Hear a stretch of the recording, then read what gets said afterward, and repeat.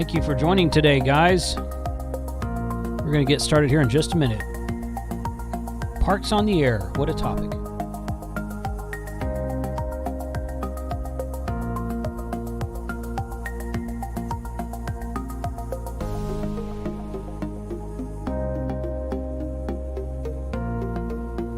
Here's a real quick message from my friends at Bridgecom Systems. If you're a ham looking to get into DMR, you need to go check out their plug-and-play package, link in the description. It's a handheld DMR radio and digital hotspot combo that comes pre-programmed with all of your information so that all you have to do to get on the air is just turn it on and press the PTT button.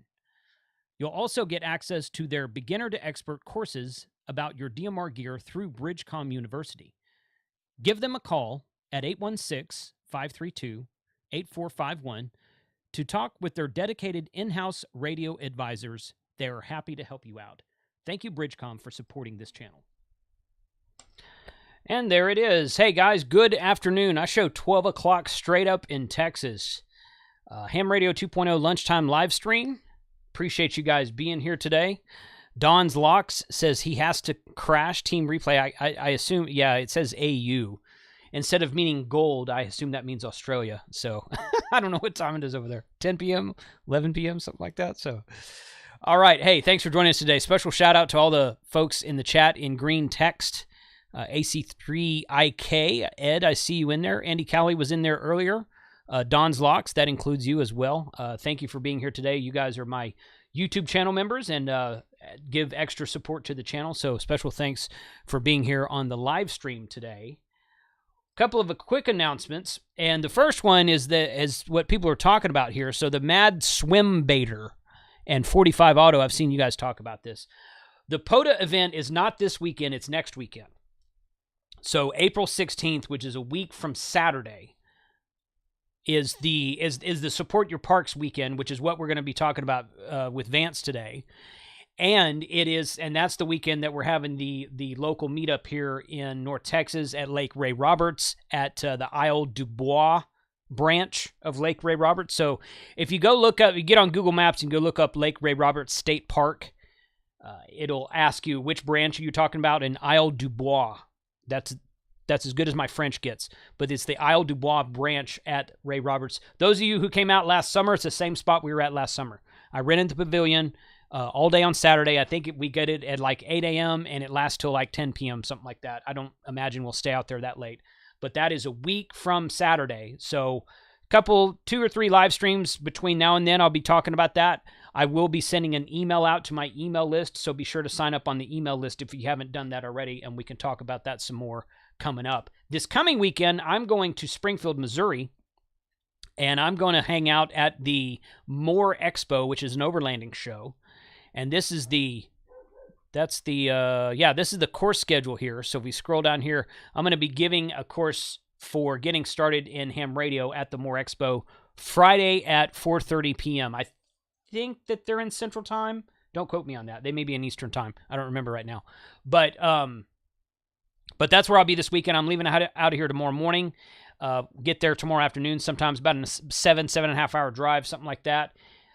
The show is all day Friday and all day Saturday, and I think it's part of the day on Sunday, although I'm probably just going to wake up Sunday morning and come home since it is 7 hours to get home. So I'll see you guys on the live stream Sunday night for that. We're probably going to be talking about DMR code plugs on Sunday night. I think I've got that wrapped up, and that's going to be a thing on Sunday night. But this weekend I'll be in Springfield, Missouri, so if you are around the area, if it's not too far of a drive, please come out and hang out with us. Kyle, AA0Z, who's in the chat today, he's going to be at the show. He only lives a couple hours away. He lives in Missouri, so he's going to drive up for that as well, and that should be a really fun event. So let's bring on Vance.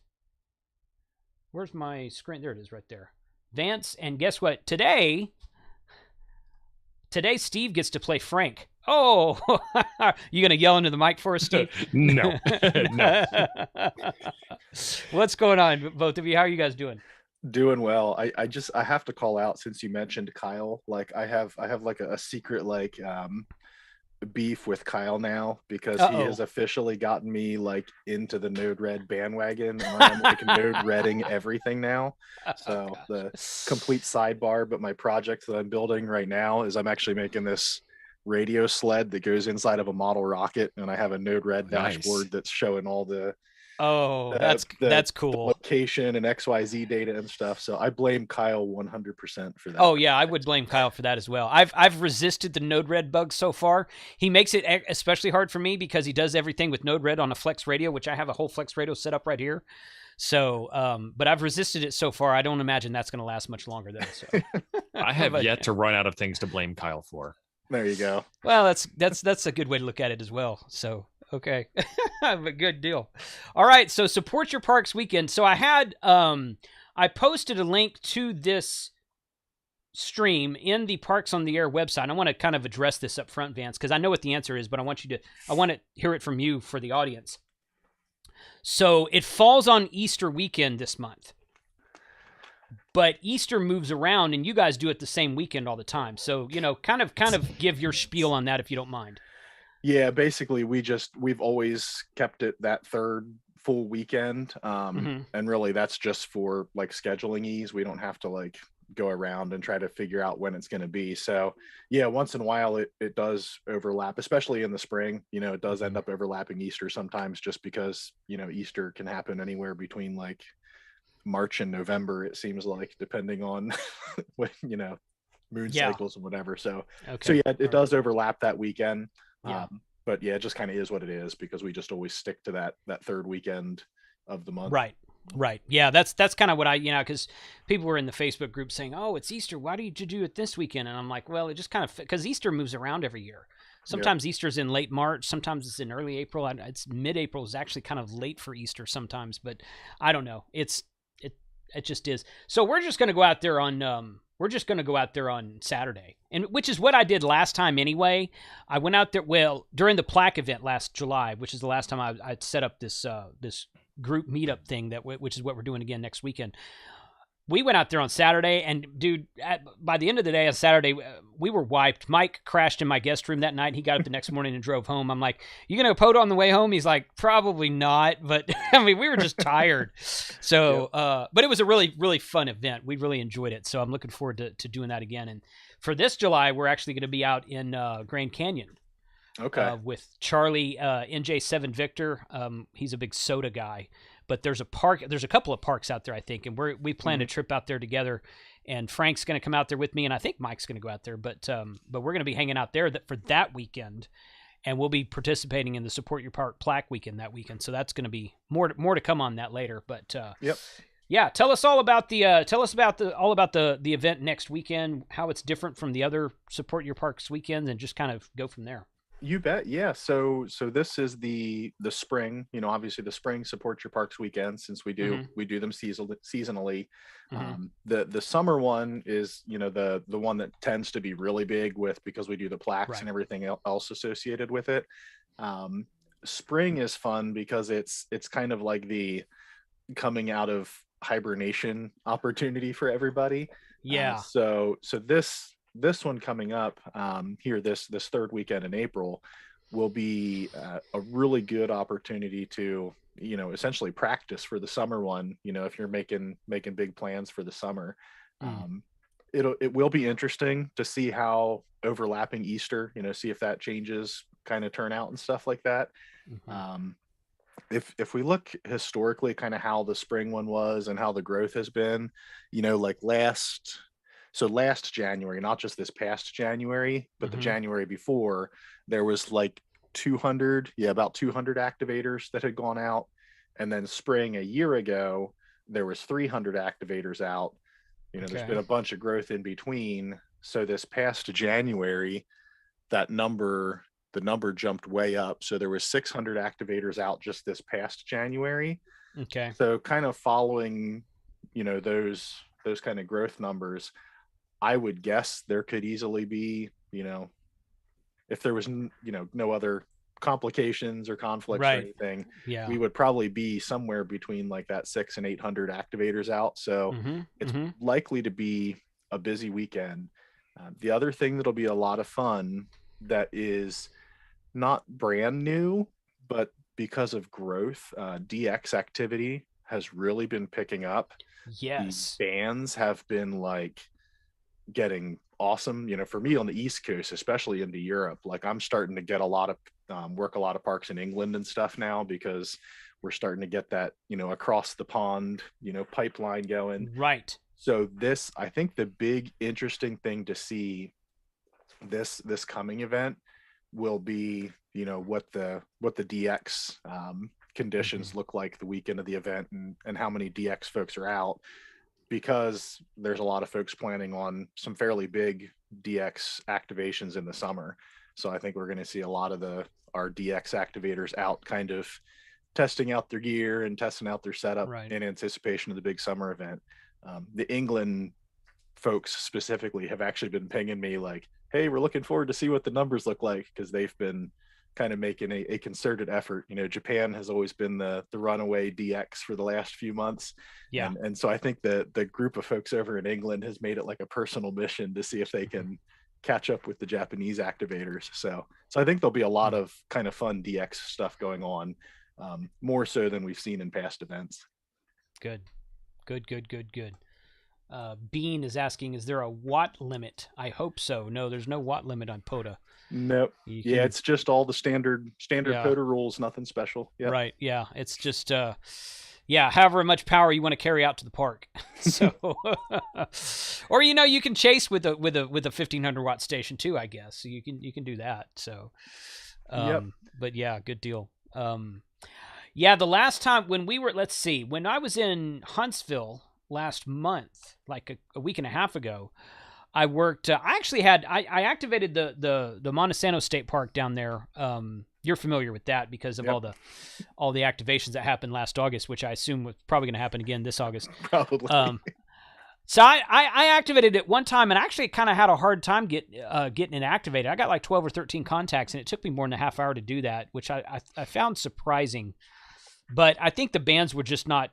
I think the bands were a little bit weird that day. But the first station I worked was a station in where was he? He was in Italy. He was in an India station, I think it was. Okay. Yep. And he was calling, and he sounded really good to me. And he came back, and I kept saying mobile station, because I was in my truck working from my hamstick. It's like, yeah, mobile. So Golf 5 Hotel Whiskey Bravo. I'm like, no, dude, KC5. I was like, I'm way over there. He's like, oh, okay, yeah. He goes, you're about a 5-1, but I got you. I'm like, okay, cool. So, but yeah, when we activated Galveston Island on New Year's Day, we got those two Charlie uniform stations that are in the Azores. We got those guys, and I think there was a French station out there. Definitely Puerto Rico's been alive. Yep. I've never heard a Japanese park activation, but I have heard some English parks. Those guys have been out there. I've been hearing those lately, and of course, Canada's usually fairly easy to get, as it were. So yeah, I think you're right. I think the DX is going to be something to really look at. I'd like, in fact, quite frankly, I'd like to do the whole activation on either 15 or 17 meters. Get off the 20 meter band, which is going to be dogpiled, I assume. Yeah, and there's kind of like the 15, 17, 12 even. There's been a lot of activity on those bands recently. So yeah, if you're going out to activate and you have equipment to do some of those, like, historically I always told people, like, if you have an antenna for 20 and 40, you're good. But with the band opening up, like, whatever you can take out that weekend, you'll probably get activity. I'm seeing spots even on like 10 meters and stuff now. So there's people really having to go. I did some FT8 on 10 meters just a couple of days ago, just here from the shack. But I was down in Galveston again. I go down there all the time. It seems like I'm always down there, but Mike KWMRD, he drove down and we activated Galveston Island again. I think that was in late February. I think maybe the first part of March, but it was a contest weekend. There was CQ. Yeah, CQ Worldwide. CQ Worldwide, I think, was going on that weekend. Sideband contest. So the bands were packed. So we just moseyed over to 17 meters, which is a work band, and that's actually how we talked to Azores guys over there, and I think a couple of English stations and Germany, I think. But I don't remember. But yeah, there was 17's a really good DX band in the first place. But since POTA's not a contest, you can use 12 and 17 if they're open and do it during a contest weekend. So that worked out really well, I thought. I always enjoy activating on something other than 20 and 40. Yep. Yeah. And 17, you're definitely right with 17 being popular with DX. I know when I first got my license, I haven't been a ham that long. 2014 is when I got licensed. Like almost all of my initial DX contacts were on 17 meters. So with conditions kind of opening up again, it's probably a good band to check out. So absolutely. Yep. Absolutely. Cool. Steve, what do you have any plans up there? Or is it still too darn cold in the upper northwest Arctic Peninsula up there where you live? It's actually starting to get pretty good up here. We're getting into the low 50s, high 40s. So that's enough to go out and get like 10 activations or, do a whole kilo from inside the car with the heat on. Price of gas, it might be a little cost prohibitive. I'll get a little propane buddy heater and, carbon monoxide poisoning, whatever. We got this. Yeah, you got it. Cool. Are you guys going to do a group effort up there or something or are you just going to go out? It's a really good idea. I think we should try and put something together. We're doing something this Saturday. The local ambulance and fire department is putting on a smelt fry, and smelt's a kind of fish up here, and you eat them like French fries, and they're pretty good. So we're going to do a real quick ham meet up there and support the local fire crew and maybe get some interest in getting parks working. Right. Yeah. Huh. So is cool. smelt one of those things, like, is smelt an actual type of fish, or is that like a preparation of fish?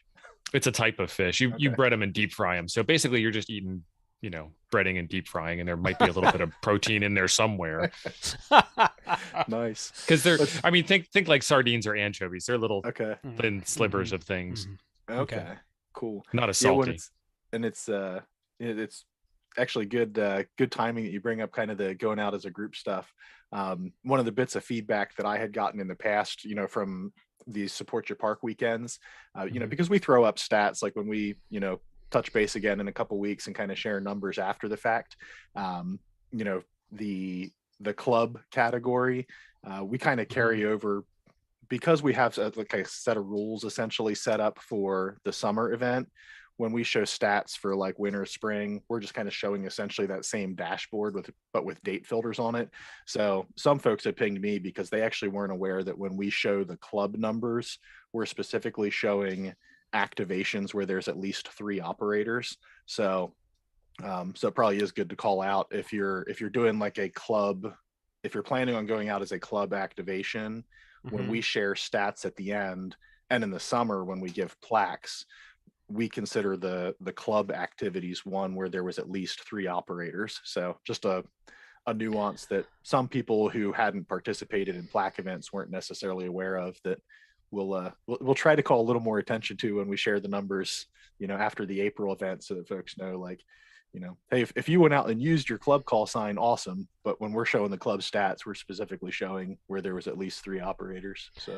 So those 3 operators, correct me if I'm wrong here, they don't have to be all in the same location, right? No, they can be wherever. Yep. Yeah. That's what I thought. Because W2HRC, Ham Radio Clubhouse, last July when we did this, Shane was operating from out here as Stroke 5, and I think Izzo was up in he's up in Connecticut, and I think he was operating as Stroke 1. And there was at least 1 or 2 other guys out at different parts of the country and respective regions operating as their numbered region, and that worked. I think that worked out pretty well. I don't think they won that time. But they had a really good showing. I think they, in the summer, I think they might have been like second. The club from York County in South Carolina or North Carolina. I should know that. Sorry, York guys. I'm W3SPC's president down there. But anyway, they won the plaque last summer. And then in the fall, the Ham Radio Clubhouse group of guys, they put on a really good showing in the fall too. And I don't remember that. Again, they've always been kind of right there, They're the ones right now who've been nipping at the heels. Right. And they're a fairly new club. They just formed that club a year or 2 ago. So, but one of the reasons they did it was to do that. And then We4DX, the Ham Radio Adventures Club, they kind of do the same thing. But the guys who, the South Carolina, I think it's South Carolina, the South Carolina guys, They were next to us in the campgrounds at Hamcation. Okay. This last fit just a couple months ago, and I talked to them for a long while. They're really fun people. They were like, here, try this beer, try this beer, try this.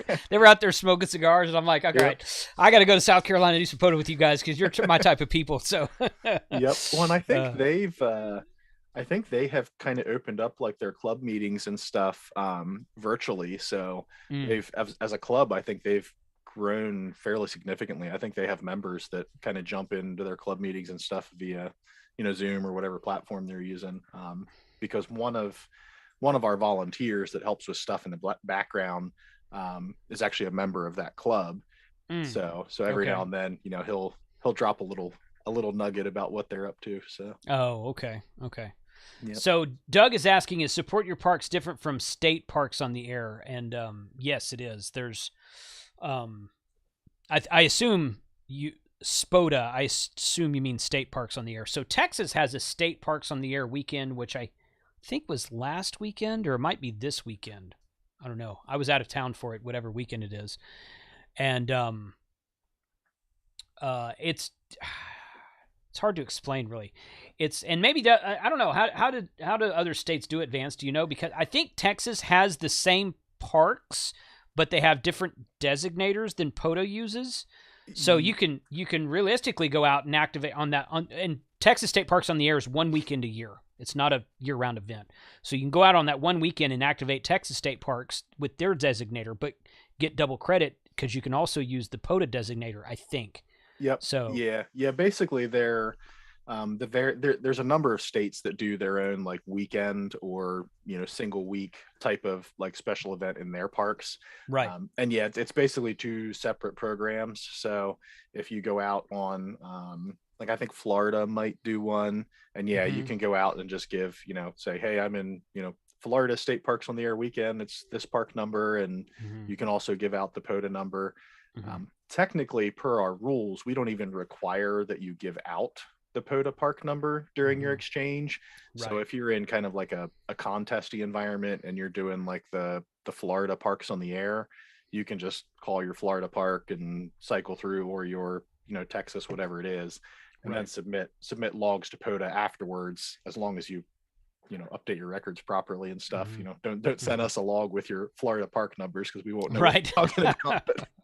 But yeah, there's a number of states that have a weekend event within their own state. So I've talked to the club that I usually activate with. Well, let me rephrase. The club that I do field day with, which is the North Texas Radio Sport Club. We're in the process of revamping ourselves to a more virtual club, which I've talked about a little bit, but we're making slowly but surely steps, and most of that's my fault that it's going so slow. But we have talked about going to Galveston for one of the field day events. It probably wouldn't be field day because that's peak season down there, and that's when my house is rented. But in January, it's usually pretty slow, and there's nobody renting the house in January. So I could reserve it for a weekend or several days around the weekend and go down there and do winter field day from Galveston Island State Park. So we would be in the park doing winter field day, and then just take those logs and just submit them to POTA as well. Yep. So we just got to make sure we log correctly with club call sign and our own personal call sign. But we want to do that. I mean, and in fact, there were some clubs that did that I've heard do that last field day. Yep. And you're right. Yeah. That you don't even have to say, oh, well, I'm in a park, here's the POTA designator, because, you can tell people that, but just say the chaser doesn't need to, submit a log anyway, so what do they care? Right. Just check your dashboard and you'll see where you activate it or where you chase to. Yep. So yeah, field days, both field day and winter field day are both great examples of that. There are quite a few clubs that do that. So yep. Yeah. So how does the club work in with your normal call sign? I've seen people activate as a club call and then also get points for their personal call. Yeah, so it's actually there actually is a dual credit like scoring, if you want to call it that. It's not really scoring, we just count QSOs, but there is a dual credit functionality baked in. So when you do a club activation, you put the club's call sign as the station. That's the one you actually hand out over the air. So like my local club here is W3RRR. So I'd say, if I'm activating with them, I'd be calling W3RRR, Parks on the Air from K dash, whatever. But then on each individual QSO in the operator field, you put the call sign of the operator that actually made that QSO. So in my log, station call sign would be W3RRR, operator call sign would be N3VEM. The club gets credit because they're the station. I also get credit for that contact towards my own awards and things like that, since I'm the one that made that specific contact for the club. So if your club activity is big enough, like if I make 10 individual contacts as an operator for the club, I can actually like complete my own activation within the activation of the club. So so that's like the ham radio clubhouse guys. That's often what they do, is they go out and they're each kind of almost like setting up their own station, but giving out the club call, and most of them make enough contacts that they also get their own activation within the club activation. So excellent. So I could go to a park and make 1,000 contacts as my club call and get a kilo for the club and a kilo for myself all in one sitting. Yep. Yeah. That's pretty much what we were attempting to do at Outer Banks last April, about a year ago, with the Ham Radio Adventures Club, We4DX. So, and Hammers makes it. Charlie's asking about Hammers. Somebody was talking about M1MM in there as well. But Hammers is great because it has an actual POTA template, as we've said on the show many times. So it has fields for operator call sign and then activator. I think it's called, or I think it just calls it club call sign and activator call sign, or operator call sign. So when you populate both of those fields with different call signs and then export it as a native file, it has all that information for you. And I think, Vance, correct me if I'm wrong on this, but I think you need to submit it twice, once under the club and once under your own call sign, so that to get that double credit. Is that correct? No, for those, you just submit it once under the club. And and the credit will automatically carry through to the individual operators. So. Oh, okay. So I know for a twofer, you have to submit it twice, but yeah, I couldn't remember doing the club part of it. Okay. Yep. I mean, you can submit it twice, but the system will say like, hey, we already got that login. Okay. All right. Well, good to know. Tag it all stuff. Yep. Good to know. Okay. Yeah.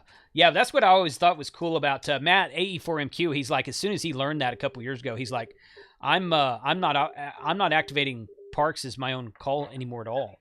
Right. He's always using Whiskey Echo 4 Delta X-Ray because he gets credit for it anyway. So he gets credit to his club and he gets credit for his own personal call sign. So he's like, that's what I do all the time now. So every time you see, I get my ham alert on my watch, I see, oh, We4DX is out on sideband. I know that Matt's not doing CW. So he's out on sideband. I'm like, Matt, is that you? I sent him a text. Are you out there somewhere? So, Yep. Yeah. When he does Whiskey Echo 4DX, I'm like, who is this? He's like, We4DX. Oh, yeah. All right. I know. Yeah. Yeah, I see the same thing with the couple folks that are real active down in Puerto Rico. Their club call is the KP4RK. I forget their club call, but they pretty often do that too. Brian is probably the one that activates with that club call most often. But yeah, the one Puerto Rican station they see on pretty often is a club, and Brian and a couple other folks use that one. Yeah. Good. Cool. Well, that's Uber Geek says he uses We4DX and he gets thanks for the activation, Matt. Nice. So, you're welcome, Susan. Yeah. And that was hard to do when we were activating under our own club call, our own personal calls from Galveston last March. I'd sat down and I made 30, 40 contacts, whatever it was, and I'd hand the mic to either Ryan or Mike or Frank. Frank was there. No, Frank wasn't there that time. Somebody else was there though. I can't remember. I can't remember the guy's name right now, but I'd hand it to somebody else, and 3 or 4, and then I'd spot the guy. Say, okay, I'm going to spot you, same park, same frequency, and I'd spot, and 3, 4, 5 contacts into his activation. I'm like, okay, thanks, Jason. But if you look on the POTA website, it's because everybody's on there at one time. I'm on there, Mike's on there. I was like, okay, I didn't put QRT because technically we're still here and activating, different person, but I'm going to get back on the mic later on too, so I didn't want to put QRT on it yet. But yeah, but it's all good. It gets, like I said, the activator logbook is the only one you have to worry about, so it doesn't in the end it doesn't really matter. Yep. Yeah. It's well, and it's interesting too. You mentioned the spots. That's something that as a development team, we kind of people ask about a lot, and we often kick around. Is there are there ways that we could kind of purposefully bake in the ability to keep multiple spots active for a club? And I mean, the short answer is there are ways we could do it. But all the various scenarios kind of have their well, if we do this, we'd have to do that. If we do this, we'd have to do that. So it is one of the things that's on our list, but we have a couple other big projects that are ahead of it that the team's working on right now. So yeah, for now, we always just tell people, hey, if you're out as a club, but you have multiple stations active at the same time, just spot yourself with some kind of tactical call sign. So and that's how folks tend to do it. They might say, We4DX stroke 1, We4DX stroke 2, or whatever, so that their spots don't overwrite each other. Yep. Yeah. Well, I mean, since you brought up the spots thing, I'm going to pull up the website here.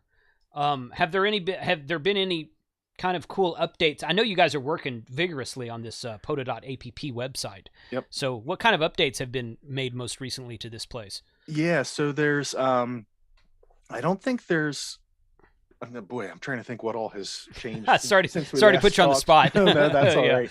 Yes, it has all changed. Yeah. So there is on the spotting page itself.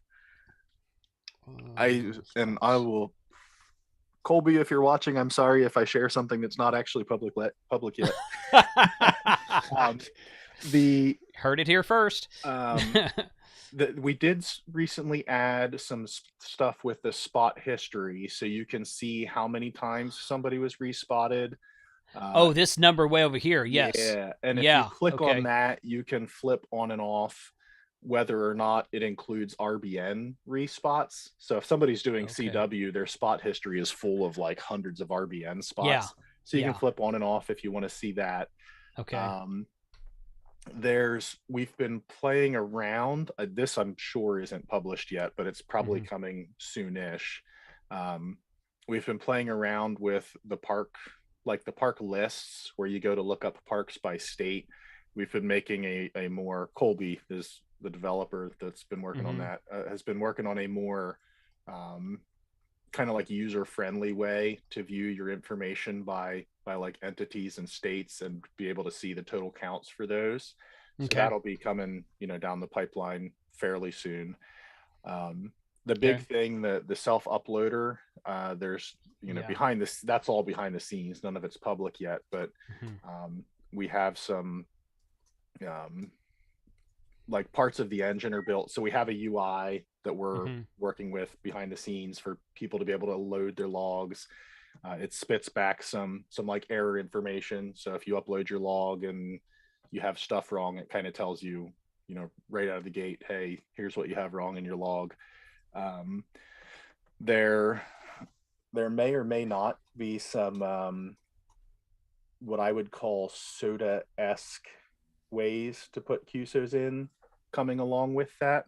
So folks who do soda, if you go on the soda website, you can just directly enter your contacts. So if you log on paper and transcribe, if you do soda, you don't have to transcribe and submit an ADA. You just transcribe right onto the website and then it gets loaded. Along with the self-uploading, there's some experimentation in the works for that stuff. But that's probably more information than I should officially share, but that's all that's all in the works and is coming along pretty nicely. It's just like anything else that software development is super time consuming when it's a full-time job.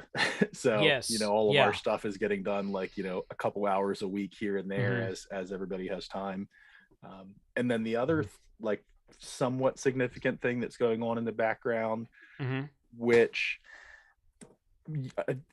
For the most part, users won't really notice a difference on the website. But we did get a new volunteer on board who is revamping the awards engine. So like how the awards automatically process. So Nice. folks who are very active, especially if you're very active in like the early morning hours on the East Coast, during the last couple weeks, there have been some mornings where the system ran kind of slow. And that's actually because of overnight processing that happens for awards and stuff. Okay. So that engine is actually getting, there was already some tweaks to the current system, but then that whole awards engine is getting revamped. So for those folks that tend to be on super early in the morning that notice that slowness is kind of going away as a result of some of that background work. So there's, performance stuff getting kind of tweaked constantly. So Gotcha. those are probably the big things. Some of it is user visible, some of it's kind of, hey, there I am. So I wanted to see how you compared to me. Oh no, you got me beat. I have winter. Yeah, right. Yeah, we don't have winter out here. I got 6 months of no activation. Right. Yeah. Well, Mike's got more than I do, so he's got just over twice as many parks. No, he's got less parks than me, but more activations. He's activated Huntsville, Texas State Park like 197 times. So once a week, yeah. So wow. Well, yeah. I mean, if you look at me, it's it's kind of embarrassing because there's I'm on the team and I haven't done an activation since like 2019.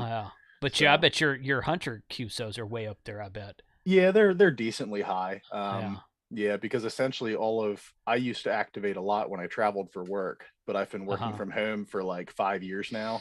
So each day I hunt, I get 2 or 3 contacts, and that's kind of I consider myself a portable ham radio enabler at this point. I don't do as much of it myself because I'm at home all the time and not traveling. For sure. But yeah, I'm kind of like the guy standing on the corner, like, hey, you want to go to a park?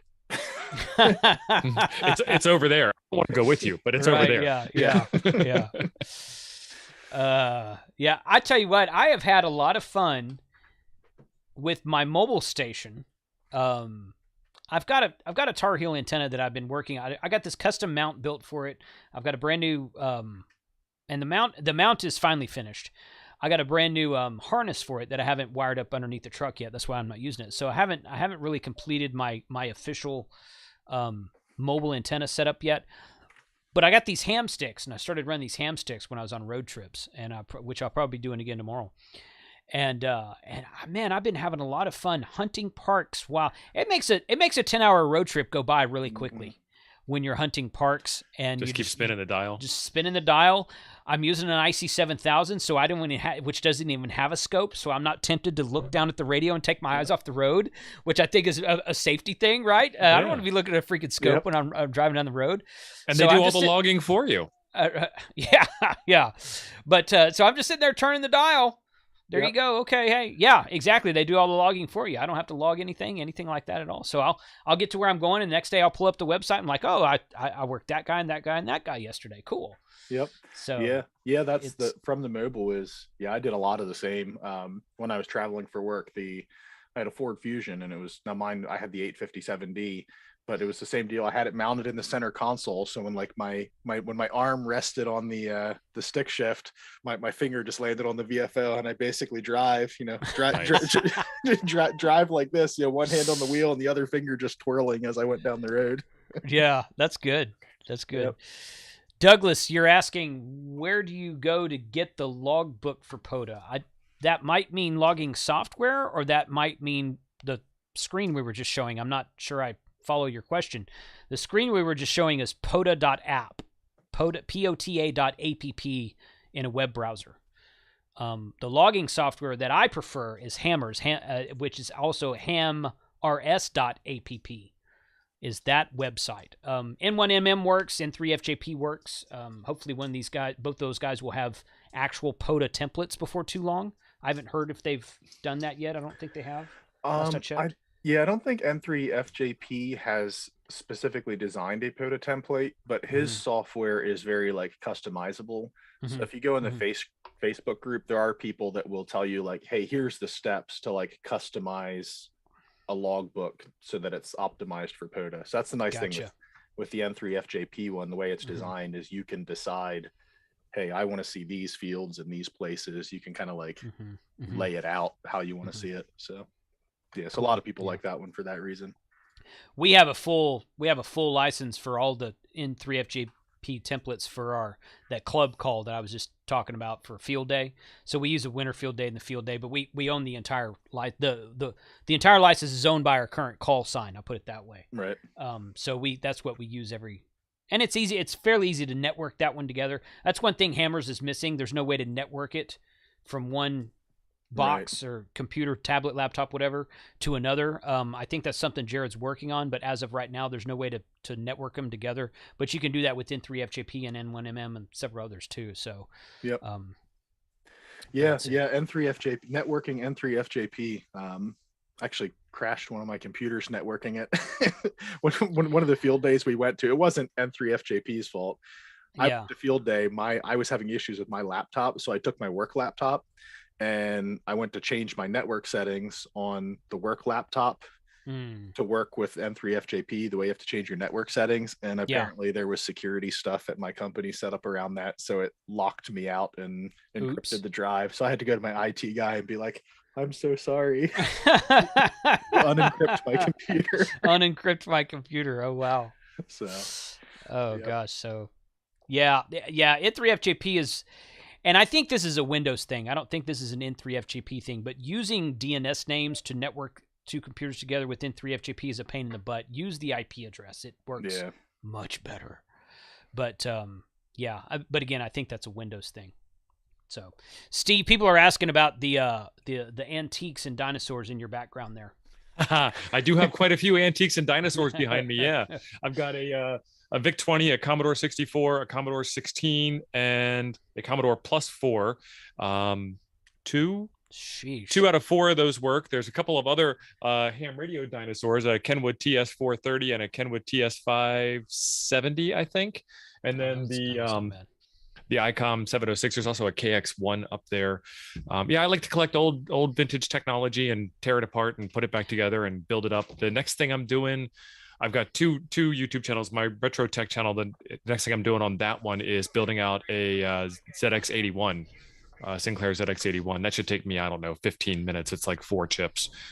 Very cool. I'm pretty sure a Commodore Plus 4, I'm pretty sure that's what Moses wrote the 10 Commandments on. That thing is ancient. That's why there aren't 15 commandments. There wasn't enough storage space. Yeah, there wasn't enough storage space. That's right. That's exactly right.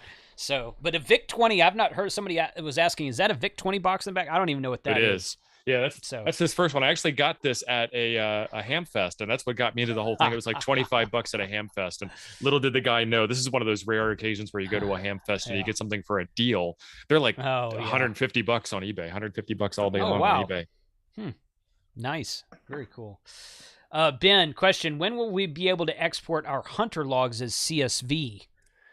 Vance, that's for you, I guess. Yeah, TBD. So TBD, okay. We had actually built the functionality and it was working, but because we have some people like K8MRD who are like wildly busy in POTA, and he's more an activator than a hunter. But the folks who are really active hunters, what we found and the issue we ran into with the CSV downloads is if you have a big log, the gateways that we use to do the API calls through that do all that stuff, basically on big logs, it would time out.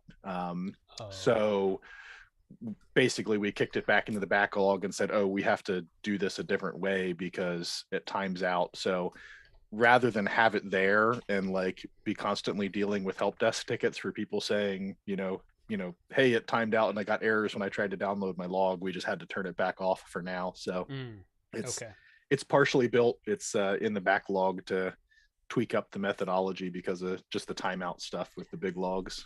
It's some sort of load balance on a backup server to run that query and put that stuff to some kind of backup database server or something. Yeah, well, and that's kind of the methodology that we'll probably end up going is rather than like generating that CSV file live when it's requested, we'll probably have to generate them in the background and store them somewhere so that when you click it, you're just downloading it versus it being created. Yeah. You know, when I run reports on some of my banking websites, including PayPal, that's how it works. They say, we'll send you an email when it's ready. And it's usually like, I don't know, same day, maybe even an hour or something like that. And you get an email and just go download it. So that works. Yeah. I'm pretty sure that everything you just said is this guy's fault right here. Neil. Every freaking time I'm in, this guy has Neil. He's a fun dude to talk to. He's at the top of the activator or of the hunter list for Galveston Island State Park. So every time I go out there and activate, I'm like, hey, Neil, wouldn't be a complete log without you, buddy. Thanks for being out there. Look at him. He's got 24 to 26 activated parks, but 5,300 hunter contacts. Oh, wow.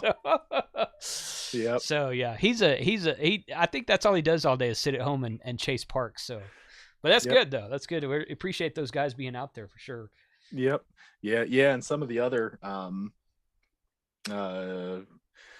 there's a couple folks up in Canada that are super busy hunters, VE3, GT, and a couple other folks. And then actually not far from me, Joe, who won a bunch of the plaques last summer, N3 XLS. He's got a pretty sizable hunter log because he's busy too. So, yep. Good. Yeah. I think XLS, I remember that because that's the file extension for a spreadsheet. Yeah. I think I remember that. I think I remember that call. That's the only reason I remember that call sign, but yeah. Yep. So good deal. So, okay. Let's see. Carlos is asking about what the database backend is on the software. We've awakened the inner nerd in some of these IT folks. Yeah. So we're we use, like the rest of the world, we use Amazon services. So it's all stuff that's baked into Amazon's ecosystem. So RDS. Yeah, RDS. And we've played around with a bunch of different stuff in Amazon for a while. We were dabbling with some what they call DynamoDB, which is their version of NoSQL. So for a while we had some stuff in that as we played around with park data, but for the most part it's fairly standard relational database stuff with some API stuff that we build on top of it. So I've got a radio on in my background somewhere. I don't know which one it is. I thought I turned it down. Right there. Yeah. Oh, I turned the wrong button down. That's why. This is why you can't have too many radios. Turn the mic gain down instead of the volume down. So, okay. So a couple of things, except phone apps. Okay. So N0RG, this is a good question. What is a hunter? So there's two people needed for parks on the air. The person who drives out to the park, sets up a radio and antenna, and activates the park. All those people that person talks to, which are usually at home, sometimes they can be in another park, but usually a hunter is the person that is talking to the activator. You can be in home, you can be in your car, you can be at a friend's house, you can be at a clubhouse, you can be at another park, you can be at another summit, or at a summit, not another summit, but at a summit. You can be on an island somewhere, at a lighthouse, whatever. You can be somewhere other than that park, and you are hunting that park. So a hunter is the person on the other end of the QSO from the person activating the park. Good question, though. Yep. That's a very good question for those of you who may be new to this. The other thing was, let's see. UD Jose, I'm sure I'm saying your name wrong, dude. Hammers is free for Windows and Mac. Yes, Hammers is free for everything except for app stores. And he said the only reason he charges for the app stores is because I think it costs him some money to get an app written and submitted to the Google Play Store and the iOS Store. Yeah, he's got to go through approval, so it's an ordeal. Yeah, it's kind of a pain to do that. So he charges for the apps on your phone, but then I bought Hammers one time on Android. I don't have an iPhone. I bought it one time on Android. I've installed it on two phones, my RFinder phone and this Samsung phone, and two RFinder tablets. So I've got it installed 4 places, only bought it once. And then, of course, I've got it on my Windows laptop, and it's free there. So, and quite frankly, I like using the laptop better anyway, the free version, because the laptop screen is bigger. And it's got a keyboard. It's got a keyboard, yeah. I've got a really lightweight laptop that I like to carry with me to POTA activations, and I've just gotten to where I just carry that with me instead of using the tablet most of the time. But, I'll switch it up sometimes. An old MacBook Air will do the trick, and it's pretty lightweight. It's not very powerful, but that's not what you need to do logging. Right. I mean, you're typing text into a database. Correct. Mm-hmm. And it'll still do WSJTX in digital mode, so I can actually do a digital park activation with it. Cool. That's allowed. Cool. Yeah. Well, we talked about Japan earlier. The Japanese activators, I see them on FT8 a lot. So my time, it's very late at night when I see the Japanese stations listed, and they're on FT8 pretty often. So yeah, if you're trying to find the Japanese activators, get on when it's late evening here in the US and look around FT8. That's where you're likely to find those guys. Good to know. Good. Yeah. When I get on FT8, if I see someone calling CQ POTA, I go back to them every time. I was like, oh, click. So yeah. I don't care where they are. But yeah, you could do that. You can go into WSJTX if you're at a park and change your string, your connections, whatever it's called in WSJTX, and go CQ space POTA space and then your call sign, and it'll call CQ POTA. And every time I've done that, I've got a lot of people calling back to me. So I think it's almost as popular there as it is on sideband. Yep. So good. Extra points in the FT8 off. That's right. Yeah. Okay. So tell us about the FT8 off, Steve, for people who may not know. Yeah. So every Thursday, 6:45 p.m. Central, Ham Radio Dude and I do what's called the FT8 off, and it is a sprint, not a contest, where we try and make as many contacts as we can in an hour. And the thing that separates this from any other ham radio contest or ham radio sprint is that there is a live leaderboard, so you can tell in real time when you hit the log contact button on your computer, it will show up on the scoreboard on the website that we're all watching during the show. And then of course it's a bunch of hams in a room together. So we're talking about ham radio stuff and just about everything except for politics and religion. Food and beer and whiskey probably play a big role in it at least sometimes, right? And cigars, and Carlos is on there. We had a couple of regulars. Carlos shows up, Molson shows up, Dan VA3SDO from Canada shows up, Jim FEP Lab shows up, and we talk a little smack. I'm going to beat you, you're going to beat me, and N8YO winds up beating all of us because he operates CW from a park on tech bands, getting DX at QRP, so he gets all of the points multipliers. But it's fun to hang out for a while. Yeah, it's fun. Here you go. Here's Kyle putting his 2 cents. Leaderboard needs to be programmed in Node-RED, just saying. Kyle, we are taking volunteers, man. Yeah. Sounds like Kyle just voluntold himself to do something. So that's all good fun. Well, hey, I'm looking forward to this coming, like I said, a week and a half from now, April 16th and 17th. It is Easter Sunday. I won't be out there Sunday. But I'll be out there Saturday and somebody asked earlier what time. I believe the park opens at like 6 or 7. I think maybe 7. I don't remember. But the pavilion rental that I rented, I get it at 8 and I have it until 10 p.m. So I rented it all day, which is that's the only option. You can't rent it by the hour, at least not that I'm aware of. So I'll be there before 8 and we'll probably start officially at 8. Last time we used it, we got there and I think we were there by 7 and we just sat down at the pavilion. Nobody said anything to us. So, but yeah, so we'll be out there, Lake Ray Roberts State Park, Isle du Bois Branch. I'm probably saying that wrong. Saturday, April 16th, first thing in the morning until probably mid to late afternoon, something like. I think we were gone by like 3 or 4 that last time we were out there. So really kind of depends on who shows up and what time everyone else leaves and how tired we are. I mean, we'll stay out there all day, probably. Bring plenty of water because it'll be hot. Not beer, water. Yeah. Well, you can bring beer too. Actually, the last time we were there, we had a park ranger come by. And he was very cool, very nice gentleman. And he came by and he's like, look, guys, he's like, this something about how it's not state property. It's actually a federal property, like Army Corps of Engineer property, even though it's a state park. I didn't understand exactly how that worked. But he's like, so we don't allow alcohol here. So I need to ask you guys to like just put it away. And we're like, okay, yeah, that's fine. No problem. And he was cool about it. And we complied with him and it was no problem. So, but yeah, I thought that was kind of strange because most state parks don't have a problem with that, especially the ones that have like RV and campsites and whatnot. You can't tell me there's not people in those RV parks that are, like right. sucking back grandpa's old cough medicine, like pretty much all night long. So yeah, but for some reason this one's a little bit different. So I'm not going to tell you not to bring beer, but just check the rules at your park. Just check the rules and do your own thing. You do you and go for it. So that's the thing there. So yeah, Carlos says beer is mostly water. That's going to be my excuse from now on. So are human beings. That's true also. That's true also.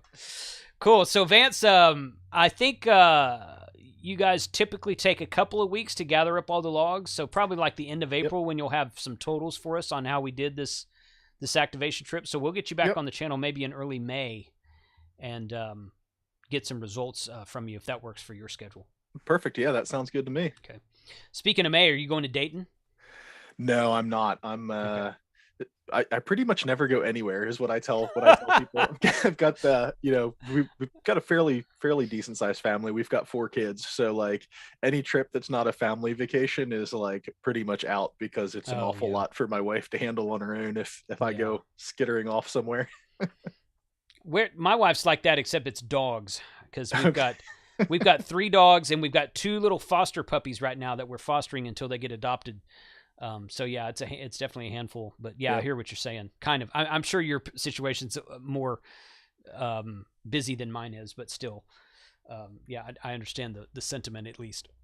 So, okay. Well, do you know if Parks on the Air will have a presence? The actual POTA? I don't know. We've actually been talking about it. The kind of the core POTA team.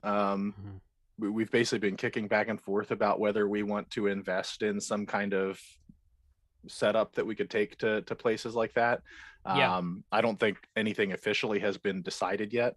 But Jason Johnston is the POTA admin stuff. It's something he's been kicking around with a number of people who have volunteered and said, hey, if you guys decide to do this, we'll help with it. So it's kind of getting talked about, but I don't know, what we've officially decided on yet.